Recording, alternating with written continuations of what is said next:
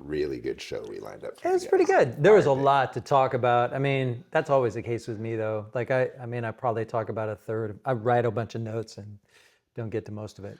Well, I was fascinated today by how all the different loose ends kind of came together. Right, right, right. Random points of conversation cycled back and linked in the end. Mm, It's really mm, cool how this conversation played out. I yeah, dig it. Yeah. yeah. It Must was be a fun episode. I must mean, be it's pig moon. pig, so. Yeah, yeah, piggy, yeah, piggy, piggy. Uh, enjoy your show. Today, our tea sponsor is Sohan over there at West China Tea. Shout out Sohan and your team, Jamie and all them. You guys do a great job of curating our teas every month. Today, I'm pulling out a really, really yummy selection that was like from 2 years ago from our tea club. And so this is a smoke bomb, ancient tree from Nanwa Mountain. Our buddy Shannon here specifically asked for something smoky. And so pulled this out just for the occasion. Really, really good tea, did the trick, brought us all the way through our conversation. I'm brewing it in a porcelain gaiwan. I'm using it about 190 to 200 degrees Fahrenheit. Um, and it takes a little time for that ball to unravel, but when it does, it fills up the entire gaiwan. Right? Really, really good tea. And so, shout out Sohan. Thank you so much for providing our tea today. Enjoy your show.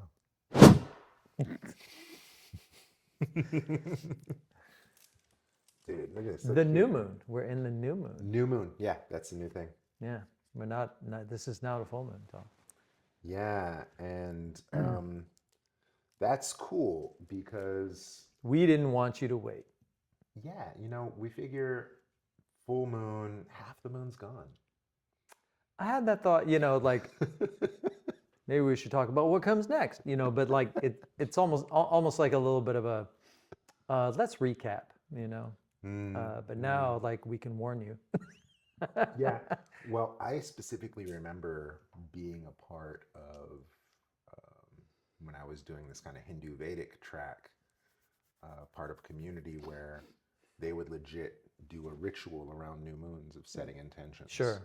And then there'd be another ritual for full moon of like celebration of realization. Yeah, fulfillment, and then the waning is the integration, and, right? Exactly. Yeah. And so it was a way of setting small goals Okay. and having small time frames of like sprints of productivity or sprints of Yeah. accountability. Yeah, And yeah. then, to your point, the next 2 weeks now, okay, now we're going to integrate this and Right. then plan ahead for the next thing, and then boom, set the intention on the new moon, and Right. then, right, it was a very intentional community, Yeah. and they used the cycles of the moon to fulfill their goals. Yeah. Most every human culture has done that. Yeah, and it makes me think of like Outlaws of the Marsh, the, if you've ever read the 108 Bandits. No, I haven't seen that. Oh, it's one of the classics. Uh-huh. And so China has a few Nice. classics. There's Journey West. Yep. There's Dream of Red Chamber. There's Romance of the Three Kingdoms. Right? There's like these standard classics. And then so another one of those is 108 Heroes of the Marsh. And don't remember what I was bringing it up now. Moon. Yeah, so battle strategy. Oh yeah, absolutely. Yeah. They I'm with you. use the stars. Absolutely. And they talk about that in this book thoroughly, of how specifically they have the Big Dipper behind them. Right. And so they're going with the scoop of the Big Dipper. So Right. they have God's hand behind their war efforts. Yeah. Right. And it's Yeah. part of the strategy of how they approach the battlefield and all that. Right. And so big part of the cosmology. There we go. Okay. So you had specifically requested smoky tea. I did. Yeah. I don't know where I got that from. Well, you must be a fire pig. There's a funny joke out there. What does fire plus pig equal? Delicious. Does. It's very delicious. All you need is fire. And Damn near don't even need salt. smoky pig. Well, yeah, then that's yeah, one of the most amazing things Literally just a about char on the pig and and delicious delicious. all day long. So when I went through my vegan journey, I was a big meat eater until one day my teacher said, if you stop eating meat, your kung fu will improve.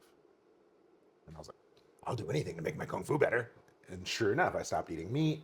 I cut out pork first, then beef, then eggs and dairy, and wasn't long before I was a complete vegan, right? And sure enough, my kung fu improved. But then I moved to China, and I kept being a vegan, living on the mountain training like a madman. I should have been eating meat. But I was so dogmatic. I gave myself anemia. Hair was falling out. I was seeing blurry. It was bad. I was surprised you were able to eat vegan there. Oh, dude, I fucked myself up. Yeah, Right. that's a lot of effort. And so every doctor I'd see, they're like, eat meat. But I was so dogmatic, right? I was like, no, I will not. Animal cruelty, right? And it wasn't until Coco, King Coco, shout out Coco. He's like, that's all right if you don't eat meat. Just try this mushroom. And you give me chaga, you give me reishi, you give me lion's mane, you give me this, array. And I'm like, I have chi. Thank you for working with me, right? And then Right. slowly over time, Coco's like, how about I put this ground up bone, this donkey bone in your formula? I'm like, donkey bone? He's like, it's not food, it's medicine. Mm. I'm like, okay. And then I'm like, oh shit, this is what I've been missing. And then next thing he's like, try a little chicken stock, try a little bone broth. You don't have to eat the meat, Right. just get the essence. And make your rice with it. Yeah, Yeah. medicine, not food, medicine. Mm-hmm. Okay. And next thing you know, I'm sitting with Ming and telling him this journey. He's like, eat a pork chop. Just eat a pork chop, bro. He's like, your dad's a country white boy, your mom's this Chinese lady. You're raised on pork. Your genetics are screaming for Yeah, pork. for pork. Yeah. Eat a pork chop. Yeah. Sure enough, I did. And yeah, And- bacon's delicious. Yeah. Oh, yeah. Yeah. Pig. Pigs. Pigs. It's the 10th moon.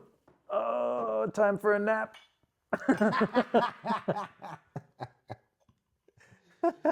Oh, man. That's And funny. that's pretty much that's the first thing to spill tea on is like it's time for a nap. 10th moon, if you really any kind of like qigong, nap is your qigong. Wow.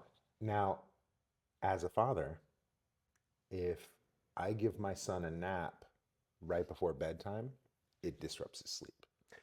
Yeah, so little kids are like complete bundles of yang energy. They have not yet related. You have to actually. There's in many of the teachings in the lunar lodges, specifically, it's the one we're finishing this week because we're in the basket right now. So in the eastern direction of the 28 lunar lodges, it's all about introduction, movement, and also education, like bringing yin to yang. Okay. So it's kind of like the idea of, we've all been through traffic school, right? But like, when do you stop referencing a law, and when do you start just driving the way you're supposed to? When you're first driving a car, you're like, wait, that's a stop sign. I'm supposed to stop. Like you're internalizing these rules, and they keep you and everyone else around you safer, right? And then it gets to a point when you just drive. You don't even notice the stop sign. A wu wei, if you will. It's yin. You're internalizing yin, and yin is then sort of creating boundaries around your activity. but when you're 4, you don't have that. I mean, your family is giving sure. it. You know, it's like Well, what I meant creating by those that, boundaries. a little bit more context, I guess. It's because here we are, 10th moon nap, Yeah, whereas 11th, 12th moon sleep, yeah, right? And so, dream. yeah. And so it's almost like we're revving up for big sleep, Correct. Yeah, as opposed to big sleep in a little bit, take a nap now, right? That would ruin the big sleep.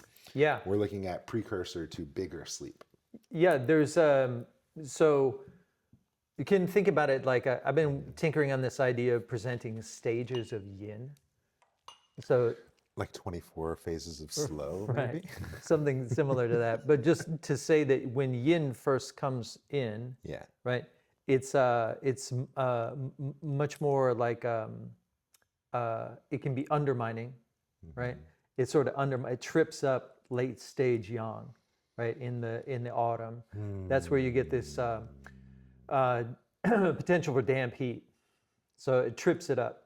That's where it comes in as a kind of undermining quality.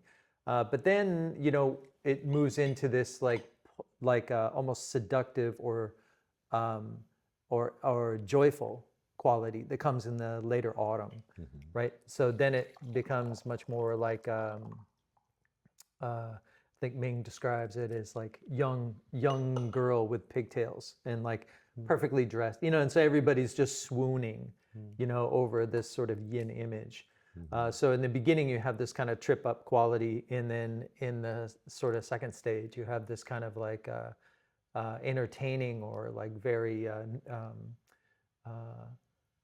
kind of seductive quality, right, of yin that just sort of takes you out of your own sort of aggression, right? And then, but now we're in the suppressive.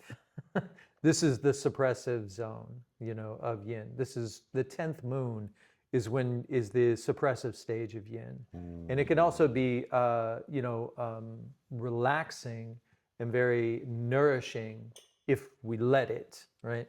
But it is now gaining more density and weight where you can't ignore it.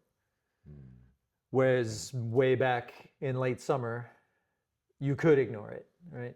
And now you really can't. It's dark at 5 o'clock. Like it's cold. Like these things are encroaching. Yin is encroaching because we passed the equality stage, right? Winter's begun. So now here at the 10th moon, in this particular 10th moon, the way things lined up, it's now yin is like developing. We have 6 weeks until the solstice. So in this 6 weeks, we go from, this is the time, the entourages are arriving.